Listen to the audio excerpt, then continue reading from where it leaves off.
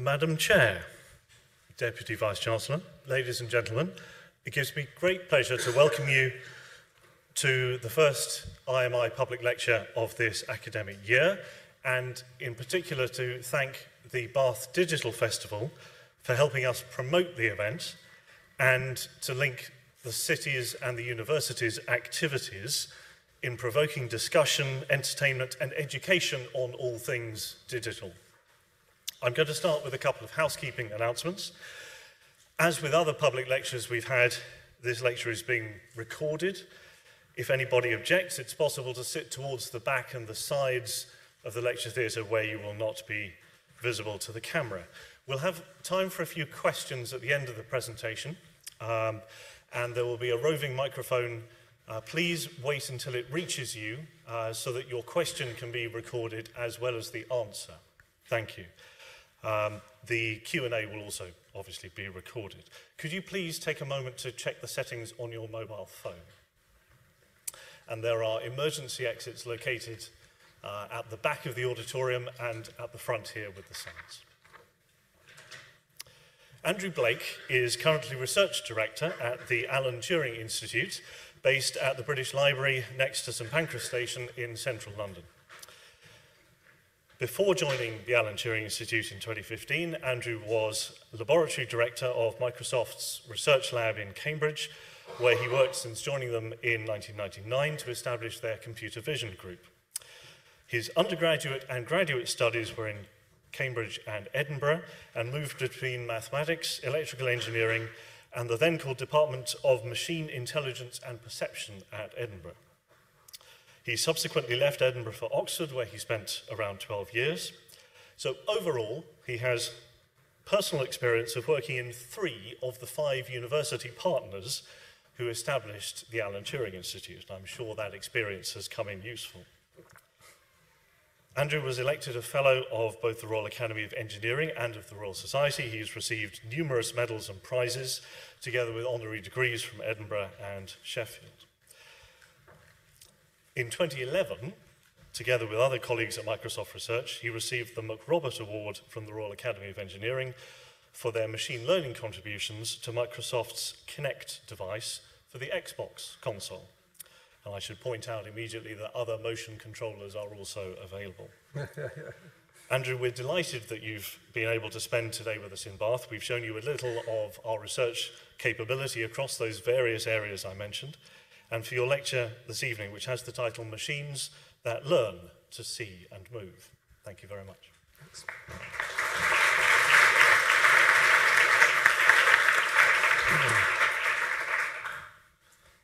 Thank you, Jonathan. I have indeed had a great afternoon in the university and seen some fascinating stuff, racing cars and other more serious kinds of cars and motion capture studio, some wonderful stuff going on here. So yes, I want to talk about machines that learn to see. I've been talking for a while about machines that learn to see, but a more recent thing for me is making them move as well, and I want to talk a little bit about that. The learning is important. It's turned out to be the case that that's the way to make artificial intelligence systems work. When artificial intelligence began, not everybody believed that, and sort of tempting to think that you could program artificial intelligence systems, but I think now we know that that is just too hard. I suppose one thing to celebrate is that machine vision systems do actually work. So this has been a big change in the time that I've been studying vision, and that's partly why I went to Microsoft, because what we were doing during my PhD and afterwards was definitely in the laboratory, but then a kind of magical moment came when the ideas were good enough and the computing was powerful enough that it seemed that vision, far from being something you could only do in the laboratory in a kind of speculative way, was something that you could install in a machine and have it work in real time. And in the mid-90s, when this began to happen, was a very exciting time when machines with cameras in them actually began to react to their environments. And it's hard to overstate just how exciting it was to have machines that were reactive. So now we are very used to a lot of the things that machine vision can do. At the top left, Even from the early 2000s, our cameras started understanding about faces and would help you frame up a shot. And that technology transitioned into cameras very quickly. In the top, in the middle, 3D cameras, the Kinect that Jonathan was referring to. Also now a kind of commodity that you can have with your gaming system or in the studio for animation. Top right, in medical imaging, has turned out to be a big application area for machine vision. What you see there is the images captured of a particular patient on 2 subsequent occasions, one occasion on the left, both occasions together on the right.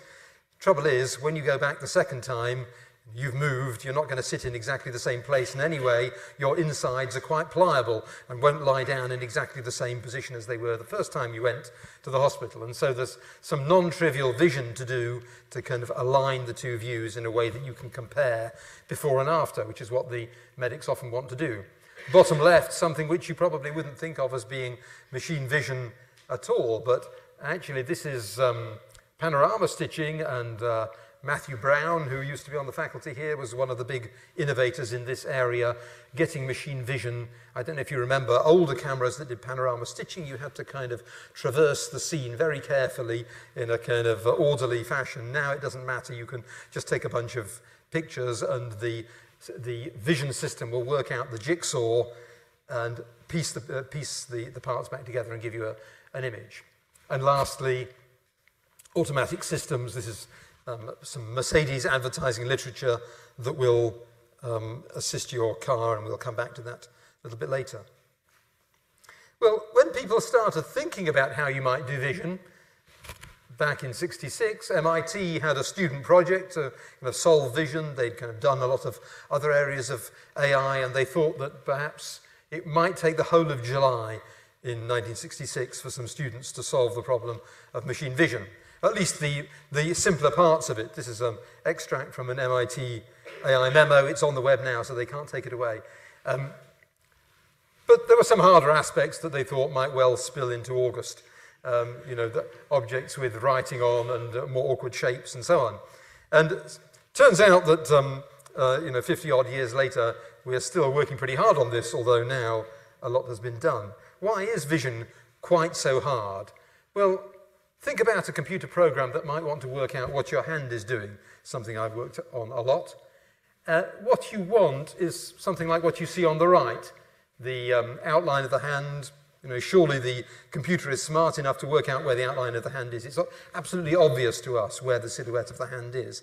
But if you do an honest job of signal processing, what you get is the output on the left. This is not sort of doing things deliberately badly. This is actually trying quite hard to point up what are the high contrast parts of the scene.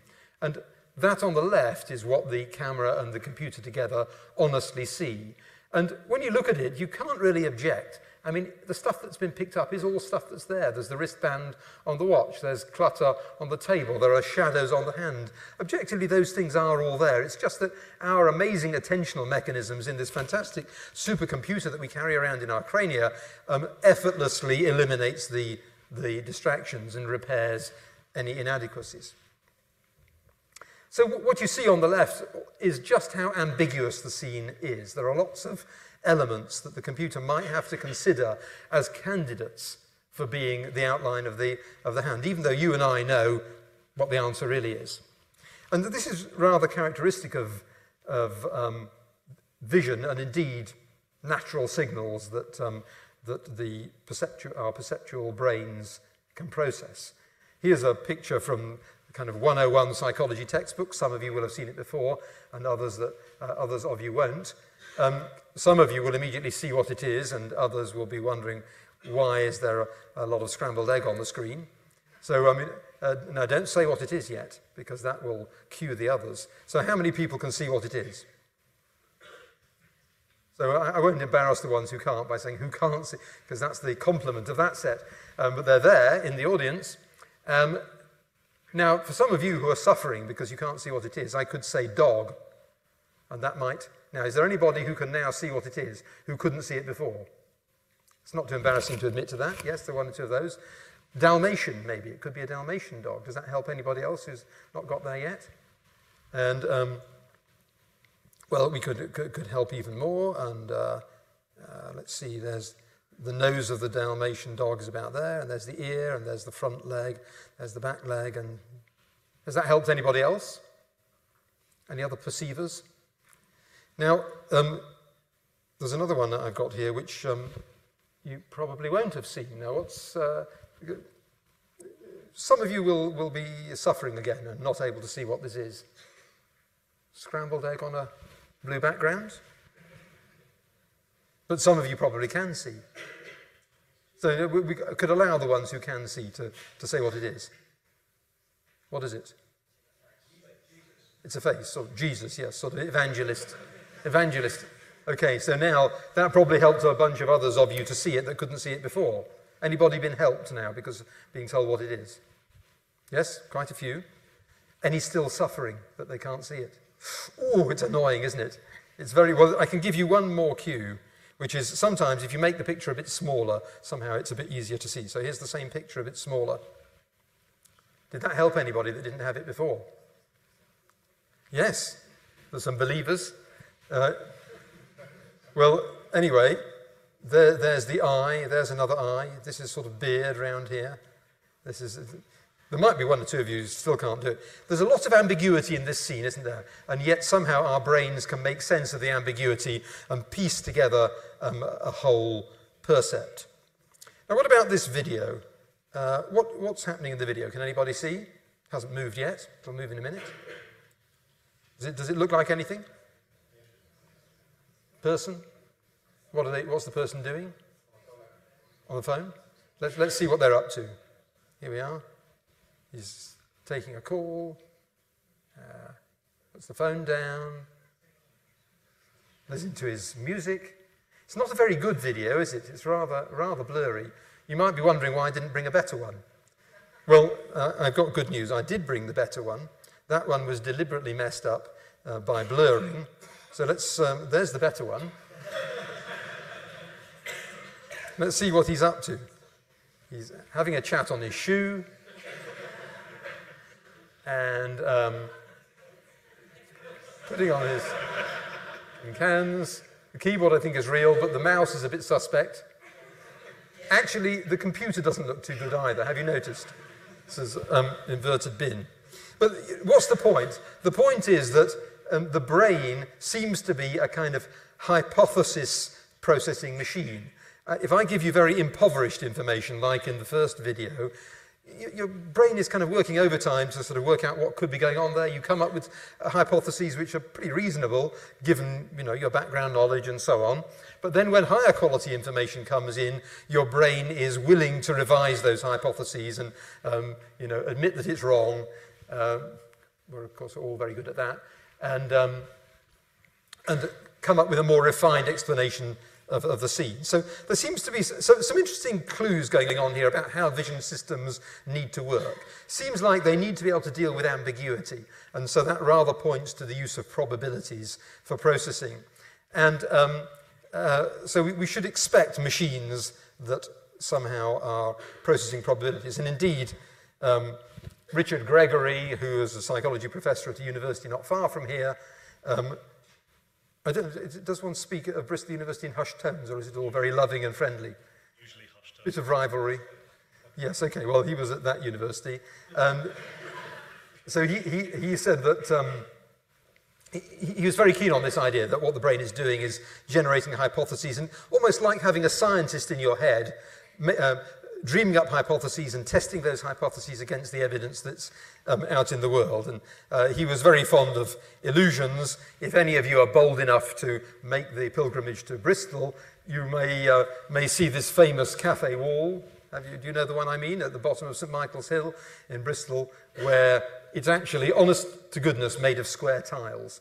But depending how far you are from the screen, you may not be seeing them, as they may look wedge-shaped to you, but they really aren't. And so, there's some illusion going on here. And here's another one that Richard Gregory was very fond of, the rotating face.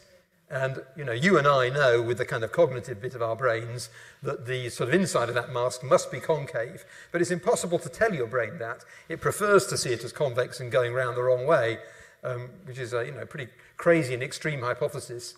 But just to emphasize this idea of the brain as a powerful hypothesis processing machine. So we have some clues as to how vision surely is going to have to work. By computing with probabilities to deal with the ambiguity, and also, as I said at the beginning, not by programming instructions. Honestly, people tried hard at that. You'd think you could think of a suitable programming language to describe objects, and then, a cup, surely some kind of a CAD language ought to do the job. It's sort of a little bit cylindrical or maybe slightly conical. It's got a hole in it, and all those kinds of things. You can say those things in a CAD language. You ought to be able to say that and then get a program that will recognize the cup when it sees it. But that really doesn't seem to work, and it's not for want of trying.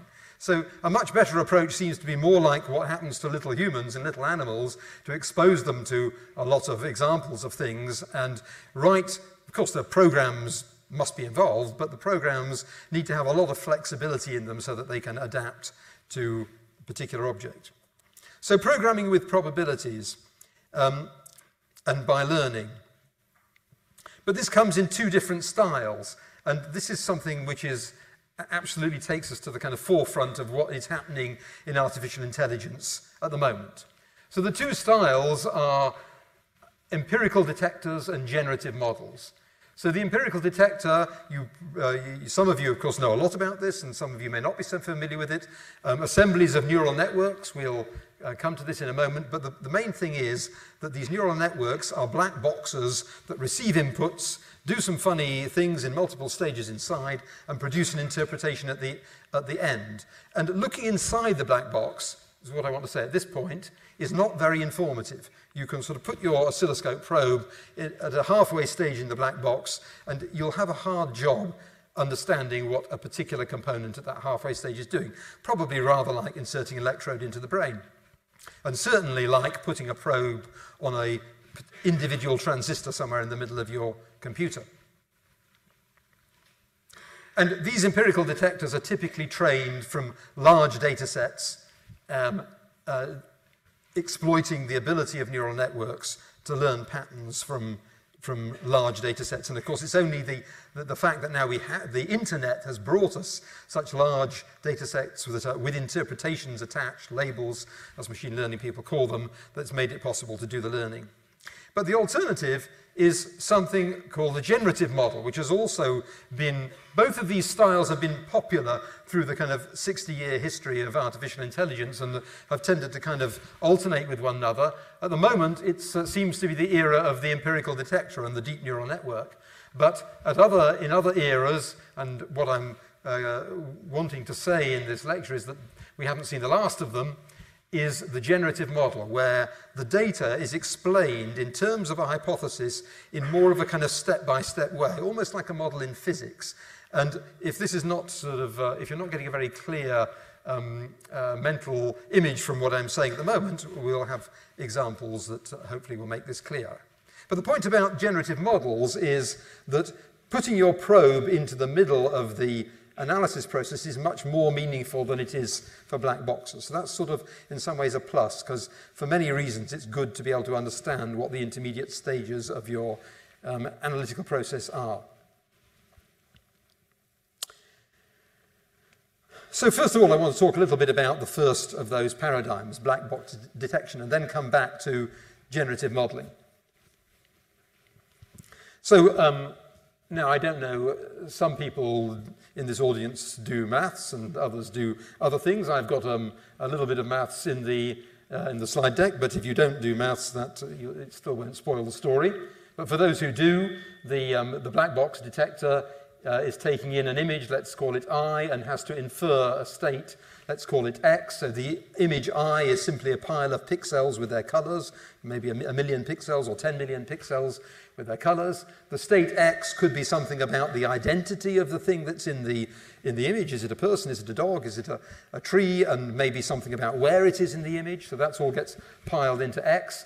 But because we've said we want to be able to deal with ambiguity, then rather than having a kind of deterministic machine that takes in an I and spits out an X, what would be more useful would be to have a probability distribution, P of X given I, that tells you all about the likely X's given a particular I that has been observed.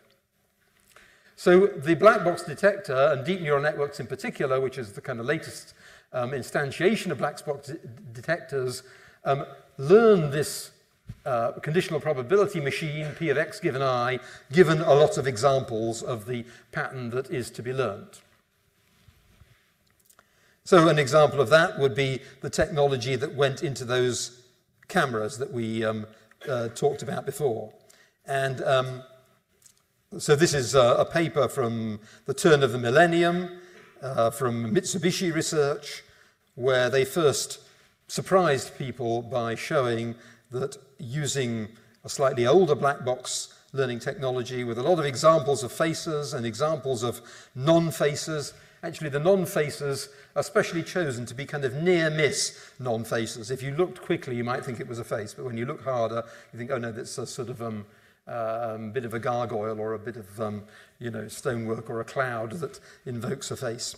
So the near-misses are particularly useful. And by comparing the hits and the near-misses and picking up some features which are really patterns that may occur at various points in those examples, one can build detectors that are very efficient. So here you see the result of that learnt detector, learnt from thousands of faces and thousands of non-faces, that is now very reliable at detecting the faces. And then that technology very rapidly found its way into the cameras. Amazingly rapid transfer of technology very rarely happens quite as fast as this, especially given that the computers inside your cameras are very weak, feeble little things that are nothing like the power of what's in your mobile phone, and yet the algorithm was so good that the inventors were able to put it in cameras within a couple of years. Well, a more modern version of the black box paradigm, the so-called ImageNet challenge, which is people compete right now to solve this challenge, where you have 1 million images and there are 1,000 each of 1,000 categories, and that WordNet thing there tells you what the categories are. And so the job of the neural network is to recognize the category. And what does the neural network look like? Well, here's a sort of depiction of it from the first paper that was published, only 2012, it's not so long ago, that was able to make a dent in the performance of the ImageNet challenge. So what you have, as I said earlier, is like a sequence of stages. So at the left-hand side, the image is coming in, all of the pixels pouring into this kind of plate here, and through many, many connections, they pass through subsequent stages through this cascade, and the stages are a mixture, often alternating, of linear and non-linear stages. So the linear stages are adding things together, the non-linear stages are doing something more like making decisions, yes or no. And then at the far right-hand side, what pops out is 1,000 wires, a box with 1,000 wires sticking out of it, and the signal that lights up coming out of that box is the identified scene. So when this technology was introduced, it immediately began to make an impact. So what you see here is the couple of years before the technology came in, when people were using what were the best methods at the time, more hand-constructed solutions to try and solve this challenge. You see that the error rates were up near 30%, and between 2010 and 2011, with some extreme engineering, the error rates was pulled down by a couple of percent, but not a big impact. Then the neural network solution, the deep neural network, came in, and immediately you see an improvement, even with that first paper in 2012. That got people excited. Now everybody was competing on this challenge using deep neural networks because they realized this was the way of the future. And you see by 2014 that the error rate was down almost by a factor of 3. Human performance, however, is a little better than that on this particular data set. Not so much better, but a little better. I mean, it's quite a hard puzzle. Now, you know what I'm going to do next. The next 2 years, actually, humans have been beaten on this challenge. So it's a bit of an exaggeration to say machines now see better than humans. That's not quite true. But on this particular test, which is quite a hard test, the machines are doing better by virtue of deep neural networks and learning on a large scale. Well, at this point, we might think about what is vision for? It's not just for sitting there appreciating the world, it's to do stuff. And Daniel Walpert, who likes to show this slide, would say that actually vision is for one thing, and that is for moving. The reason that we have vision is so that we can move around the world. If we didn't move, we wouldn't need it. And for him, the proof is the humble sea squirt, which has a bit of a brain, not a lot, but it has a bit. It moves around the world, and which is under the ocean, and its sole purpose in life, up to a certain point, is to find a good attachment spot on a rock. And that attachment spot is going to be its home for the rest of its life. So it finds the attachment, decides that it likes it, locks in there, and then guess what? It eats its own brain, because it's not going to need it again. It's done all the moving that it needs to do, so it now consumes its own brain. And Daniel Walpert likes to say that this is a little bit like what happens when professors get tenure in a university. But very naughty of him. I'm very interested in movement too, because as well as being part of the Alan Turing Institute, recently I've joined a startup, 5AI, at the bottom right there, which has joined some of the other outfits around the country which are working on autonomous vehicles. So this is really why I've got so interested in not just machines that see, but machines that see and move. So I'm very interested in what it's going to take to do that. And one of the things we're going to have to do is recognize pedestrians. And, well, there are various levels at which you might do this. So here is putting a bounding box around a pedestrian, which is useful, and you can do that very well with one of these black box detectors. But if you want to know a little bit more about the pedestrian, like what it's doing with its limbs and maybe which way it's looking, that's kind of important if you're driving a car, then we might have to work a little bit harder. Now, here we go.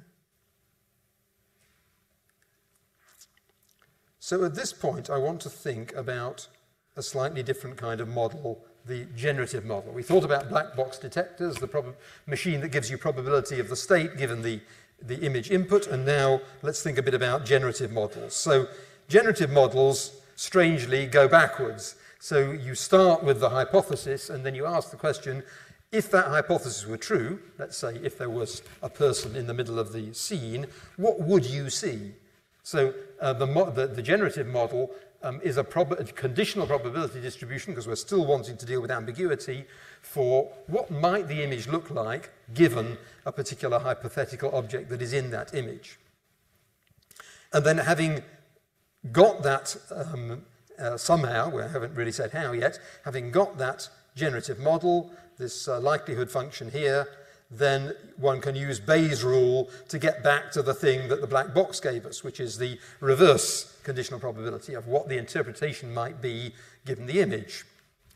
And then finally, given that machine, P of x given I, you could estimate various things about the state. For example, you might like to know what is the most likely state, given all of the possible interpretations x, which one is the most likely. And so that's what that last thing is showing.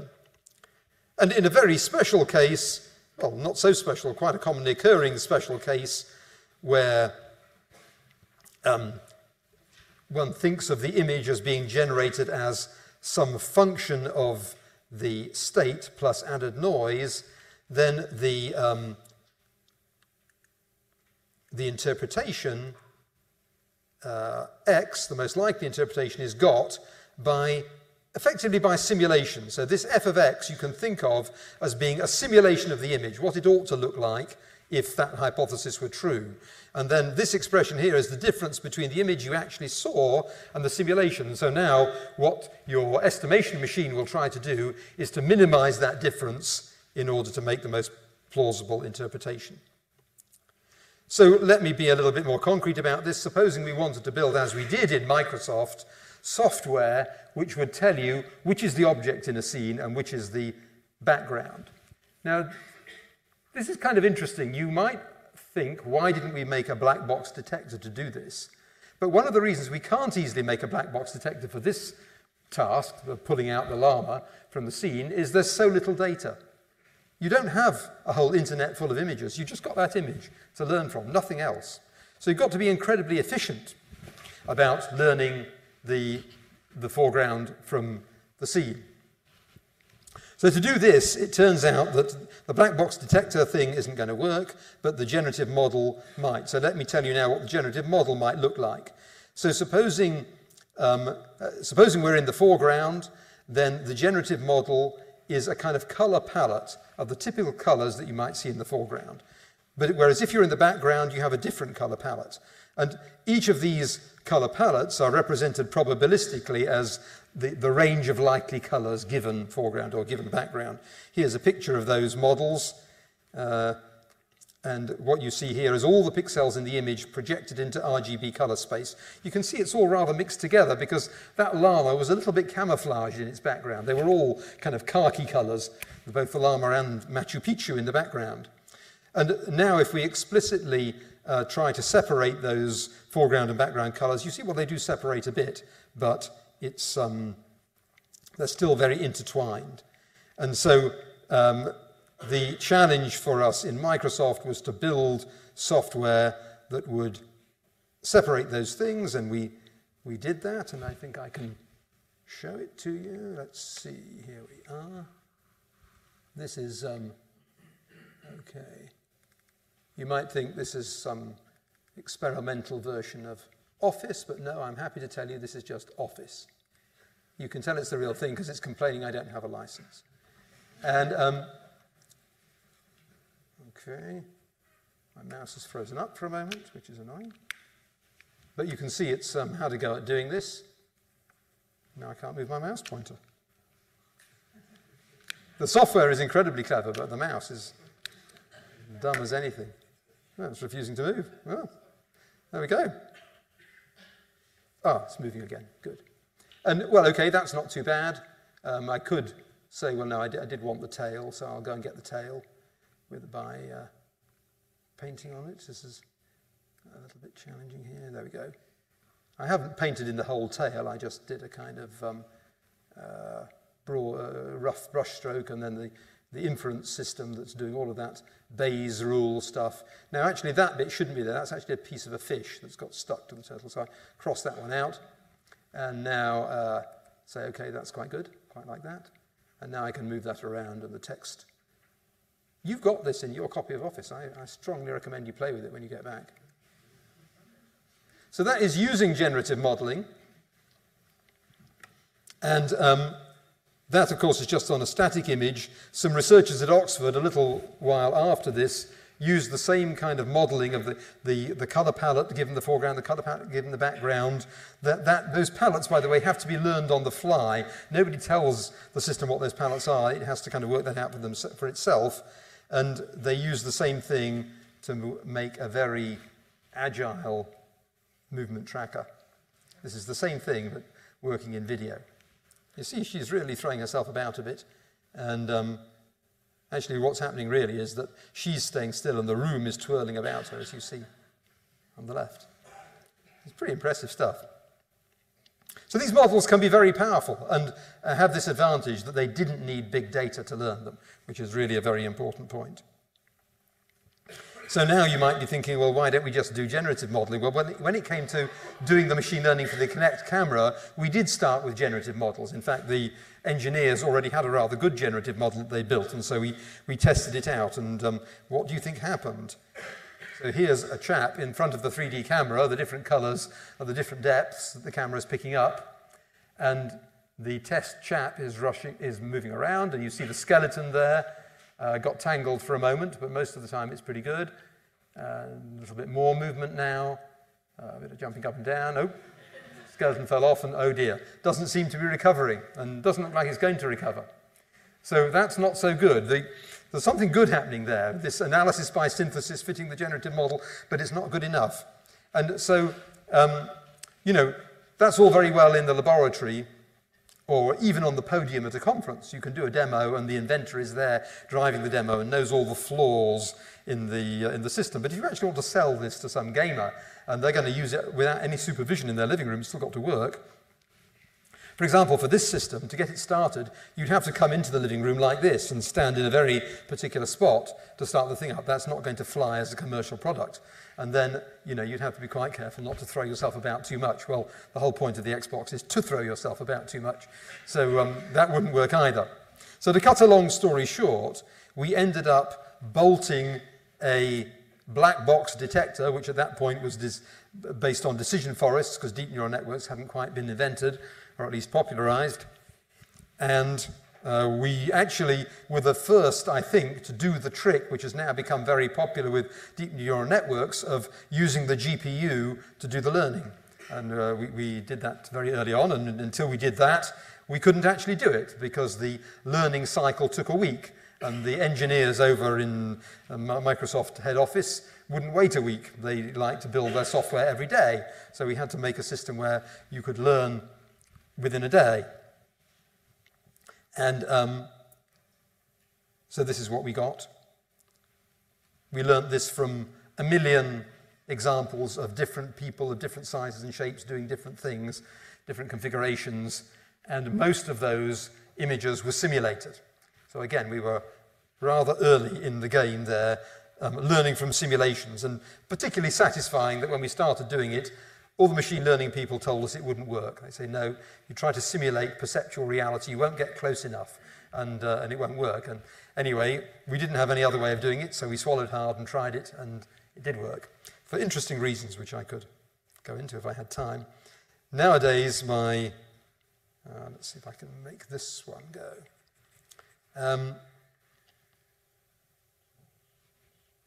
This video really ought to run.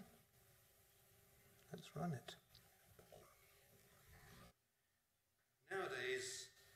Nowadays, is this going on? Oh, I'm back.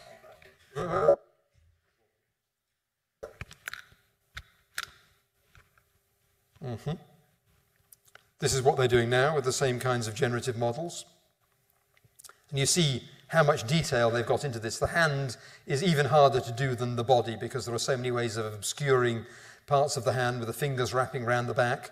And the precision that you need and the agility is all rather extreme. And these kinds of methods, I wouldn't be at all surprised if they're being used in the HoloLens, but I couldn't possibly comment. When the HoloLens, as you may know, is a mixed reality device where you manipulate things in the world with your own hands, but the things are not real, the things are artificial. For example, you can walk up to a wall and the wall has turned itself into a display screen, but you can use your real finger to write on the virtual screen. And to do all this kind of thing, the perception systems have to be very accurate. Well, I just want to end. What time should I stop, Jonathan? Another 5 minutes. Okay.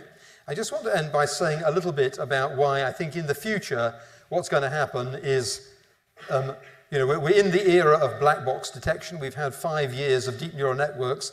Incredible advances have come as a result of that, not just in vision, but also in the reason we have such good speech on our our phones now. Speech interpretation is because of deep neural networks. But I think in the next 5 years, we're going to see generative models come back rather strongly. And there are a number of reasons for that, and I just want to say a little bit about that to end with. So one problem is that there's only so much data in the world, and for some problems there's lots of labeled data out there. For example, images of your holiday on the internet. The internet tells you often where the images are, so there's a lot of labeled data. But other things, for example, learning about you as an individual, because Amazon and Netflix, they do try to learn about your tastes as an individual. I don't think they're very good at it. I don't know. Am I weird? Is it because I like such weird mixtures of movies? I don't know. But certainly there's a premium on being able to learn about individuals as fast as possible. For example, to learn about how you like to travel to work. you know, by bike or by car, when it's raining and when it's sunny, what routes you like to go. You really like your phone and the systems behind it to pick that up very quickly and not to have to execute it hundreds of times before it gets the idea. So simulating data as a way of generating more of this precious data is going to be important. Data fusion, very important. So in this business of autonomous cars, one of the striking things about using machine learning to run autonomous cars is that typical machine learning programs are right maybe 99 times out of 100. Actually, 99 times out of 100 is very good for most machine learning programs. 95 times out of 100 is a bit more realistic. But your car, if you're driving in it, has got to be right a lot more than 99 times out of 100. Not just 2 nines of reliability, probably more like 7 nines. So, you know, cars typically have a major accident about every 1,000,000 miles. Something more like 7 nines. How on earth are we going to use 2 nines reliable machine learning to get 7 nines reliable cars and to be confident that we've done that? Then there's the thing about making detailed interpretations. I already mentioned this with the people on the road and being able to understand what they're doing. And lastly, there's the idea of online simulation. That is the way that things are computed in your head, the way you're able to reconstruct the scene. So I just want to show you 1 or 2 of these things to end with. So the first thing I mentioned was the ability to simulate data. If you're training an aircraft pilot, you could train them on real flights, but real flights are pretty boring. Actually, far more productive to put them in a simulator where they come out after a couple of hours dripping with sweat because every darn thing that could go wrong on the simulated, on the flight did. And I think we're going to need to do the same kind of thing with autonomous vehicles, and indeed Google are doing this. So here you see anomalies of various kinds. The road is wet, the road is snowy, the white lines are obscured. These are all difficult cases. We might have to wait several winters now with global warming to get any snow on the road, but with simulation we can do it to order. Other things can go wrong. What's going to happen here? Something bad, I feel it in my bones. Yes, a cyclist coming down the wrong side of the road, and you know, that may be a relatively rare event, but we want to be very good at handling it, and so we can make it happen more often in simulation. And the white lines again obscured. Okay, another bad thing, a box. You know, you can wait a long time for that to happen in real life, but on the simulation we can do that to order. My second reason was for data fusion. And I have an interesting experience here with Mercedes. I went on their test track back in 2005, the Myra test track near Nuneaton, and they had a Mercedes car at the time instrumented with computer vision trying to detect pedestrians. And let's see how it does. There we go. You see the car ground to a halt and the dummy was saved. Actually, when I was there, they did it with real live research assistants, and the research assistant's life was saved for the 10th time that day. But then we went off around Nuneaton with the same car, but now with the connection to the brakes switched off and attached instead to a buzzer, so you can see when the car would have braked. We drove around Nuneaton, all went pretty well, but about every 2 minutes the buzzer went off because the car had seen a ghost. It saw a lamppost and thought maybe that was a human, or a shadow on the road and it thought that was a human. Doing pretty well by machine learning standards. That was pretty good. It's quite hard for machine learning to do better than that. And so how are you going to do any better? You clearly can't sell a car that does that, and yet now they do sell a car with automatic braking in it, where the car will come to a stop much quicker than the driver could. And the way they did it was to use radar as well as vision. They'd done as much as they could with vision on its own at that time. But radar makes completely different kinds of mistakes than vision. So this is what people mean by data fusion. You put the 2 sources of information together that are somewhat independent. And by combining those sources of information, you can do better than ever. Well, perhaps just one last idea. Well, there's I must show you this video. there's the idea of being able to read what people on the road are going to do. I mentioned that earlier. You've got a pedestrian in front of them. You want some detail. For example, if the pedestrian looks at you, you might behave very differently than if the pedestrian is gaily looking into space and stepping out off the curb. And so being able to read people's actions is rather important. And here is a fascinating kind of envisionment which I got at the Turing from the Chief Scientific Advisor for the Department of Transport, DFT. And, well, what he said about it was that he was very careful not to let any of his ministers see this video of what the world might look like. Once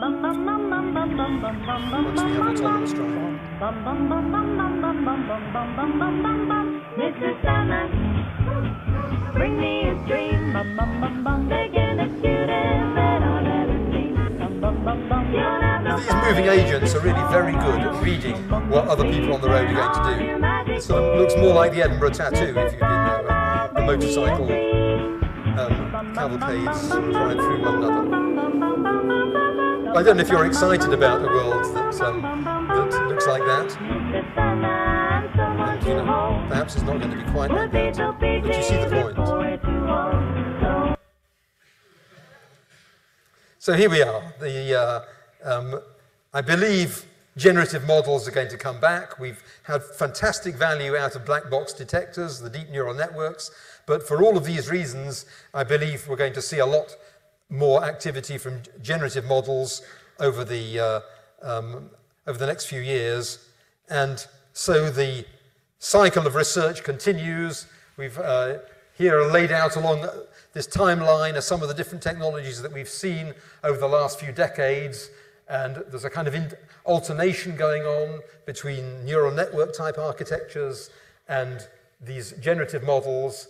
And I believe the generative models will come back, and particularly to help us with this business of being able to learn from much more, from data which has a very high value and which is therefore scarce. And, you know, if you think about how children learn about objects, ImageNet, the programs that did ImageNet and learnt about the identity of different visual scenes, needed 1,000 examples of each scene.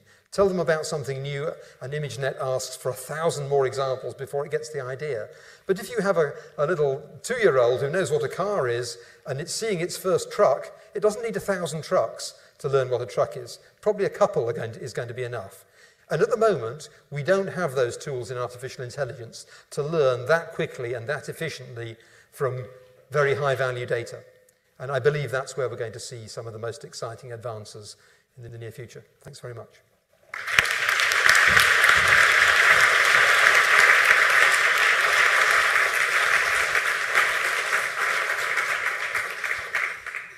Andrew, thank you very much indeed. We've got time for a few questions. If you'd like to pose a question, please put your hand up and the microphone will come to you so that we can record the question. Thank you very much.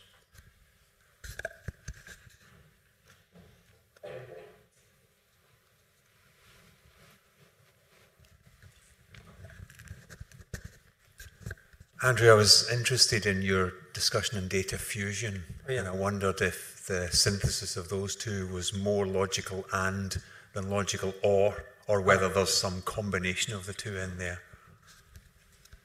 Well, of course, it would have to be a probabilistic version of logic, and I'd say it's the probabilistic version of logical and, because you are able to infer a combination from two different perceptions. Things are relatively easy, and statistics knows what to do if the two observations are genuinely independent. But I think one of the challenges that we'll have is that and the radar and cameras are kind of plausibly independent. That sounds like moderately convincing that they would make very different kinds of mistakes, uncorrelated mistakes. But what about if you have video? If you've got live cameras and you've got several shots of one pedestrian, you really would like to be able to do a kind of synthesis of the information from those successive frames, and yet taking the frame at time 31 seconds and treating as if it was independent of the frame at time 30 seconds doesn't seem reasonable. It's neither completely dependent nor completely independent. And so doing the fusion under those circumstances is, I think, rather challenging.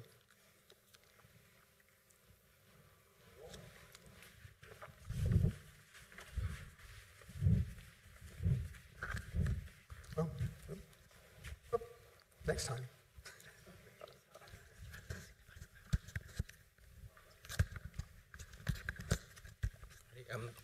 I'm just a bit curious about the generative model. Oh, yeah. I mean, shouldn't the machine get smarter by, depending on how much wrong things it gets? So does it get smarter by basically seeing this information and saying this is wrong, and then it can teach itself rather than you feeding it much more information, like thousands of data sets? Right. Well, I mean, of course, having correct examples and wrong examples is very important, and you should learn from them both. And if you have 1,000 images, each of 1,000 scenes, you've got 1,000 correct images of, you know, what is a fire hydrant, let's say, but you've got 999,000 wrong images in that data set, because that's all the other things. So you have got a plentiful supply of wrong images, and indeed, you know, learning whether it's generative or black box gains a lot from that. We have a question down at the front here.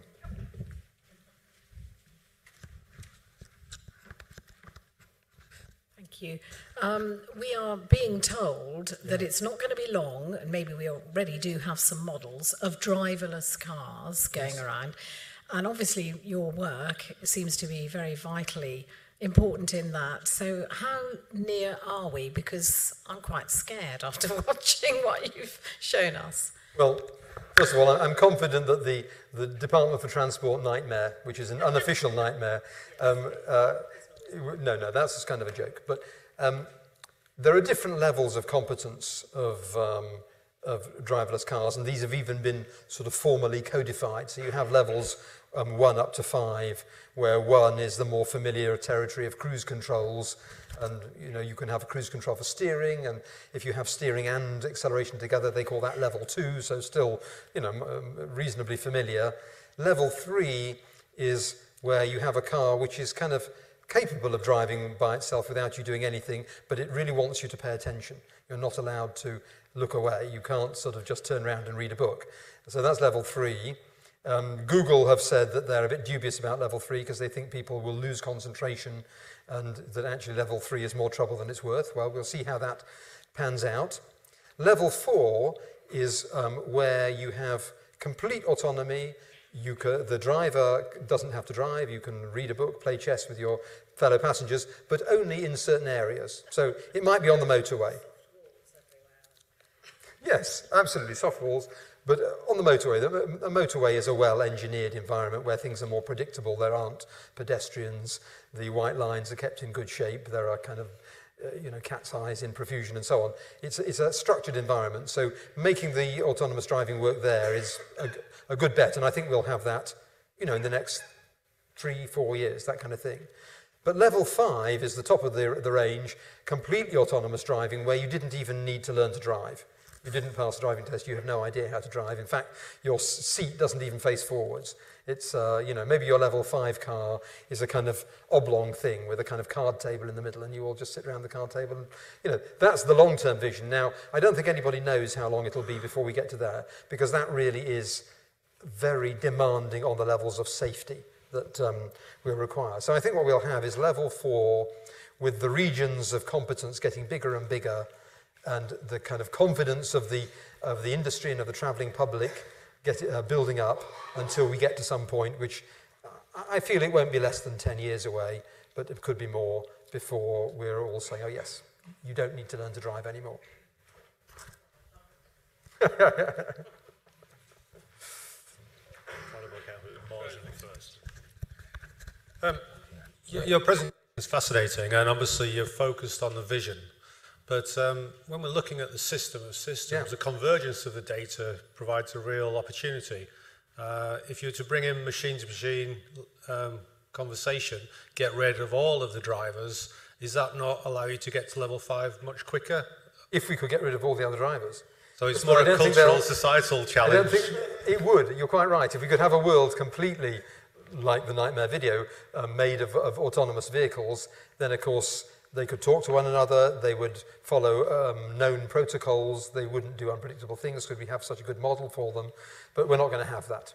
We're going to have to live in a world of mixed autonomous and human-driven cars for a long time. And so we're going to have to solve this harder problem of working out when somebody who may be nudging out of a parking place is going to launch out into the traffic stream, or you know, Americans have the nightmare scenario of the four-way stop. Everybody arrives at the four-way stop and everyone is waiting for everybody else. How do you break the deadlock? And, you know, typically what happens with humans is that one will sort of nudge out there and the other sort of reads that as a gesture, if you like, and says, okay, well, we'll let that one go. So we're going to have to do all of that stuff of reading the road and reading the environment. So there's no question yet. I suppose my question is, you've converged radar and visual cameras. What would your next convergence area be in order to advance this further? What more sensors can we... Well, of course, there's LiDAR is the thing that the car industry is playing with now. Actually, there's a sort of world shortage of LiDARs because everybody wants them to play with, and, you know, they're not manufactured on a large scale yet. And I mean, it's not quite clear how that will work out. So some manufacturers like Tesla are taking the bet that LiDAR won't be needed. So they say that what's on a Tesla that you buy now is all that you will need for autonomous driving. And although the software isn't in there yet, the hardware, they say, is all there. And so that's a bunch of a dozen cameras and some sonars and inertial navigation units, you know, IMUs, and of course sat-nav, and all of that instrumentation, but not LiDAR. Others are taking the bet that you'll need LiDAR. At the moment it's very expensive because it rotates, but solid-state LiDAR is coming. Another problem is, will the LiDARs interfere with one another when they're all spraying infrared light out into the world? So is one car going to confuse another by spraying the wrong kind of light at the wrong time? Maybe there's a solution to that with multiplexing or something of that kind. So a little bit open, I think, what more sensor devices we're going to have. Thanks a lot for a really interesting talk. My question is on kind of the worry around automation, and particularly, you know, with self-driving cars and what have you. And I can kind of see that, as you said, like in the next 10 years, there could be something that might take potentially take a good proportion of jobs. Yes. But I rather think that we might hit a wall after that. I don't sort of see the next thing in the pipeline, the next big advance, but I'm probably just not smart enough to think of it. So I wanted to ask you, you know, what do you think would be like the next big sort of breakthrough application for computer vision or these kinds of things after the self-driving vehicles? Well, of course, there's a lot of other things you could do with computer vision. I don't know whether the other things will have, like, for example, you could make automated security systems. People have been thinking about that for a long time. I don't think that will have as big an economic impact as the autonomous cars. I think AI will have big impacts in other areas. So, you know, you already see it's not just manual labor that's being replaced by robots, but also what we thought of as highly skilled labor. For example, paralegals. You know, a lot of paralegal work now is done by essentially kind of Google search-like technology, with some more modern developments like topic modeling that will go off into the literature for you. I mean, drug discovery also being affected in this way. So some really quite, you know, things that we think of as being quite expert being done by AI. So I think, yes, the nature of work is going to change a lot. I'm optimistic about it because I think, you know, in the past when new inventions come along, we change our skew. We do less of that and we do more of something else which is valuable and worth doing. So I think there'll be a lot of that. One has to worry a little bit about the transients. So, you know, the Industrial Revolution generated transients, and so, you know, that transition period where some people really are losing their jobs and other people are training for new jobs. So, of course, you know, there can be some real disruption doing that, and I think we'll have to think very hard about that. I'm going to draw the discussion to a close there. We've had an excellent range of questions. Thank you very much. Just to point out that the Bath Digital Festival continues for the rest of this week. Our next IMI public lecture is on Friday the 10th of November. Sean Cumming from the Department for Health in the university is going to talk about some of his work on growth and maturation with connections to elite sport and the use of statistics to improve coaching and how we understand growth and maturity for teenagers in particular. So that's another applications-oriented talk with a lot of mathematics under the hood, as Andrew has hinted at here today as well. And I'd just like to finish by thanking Andrew very much for a great summary of the narrative and the philosophy and the future direction for artificial intelligence. Thank you very much indeed.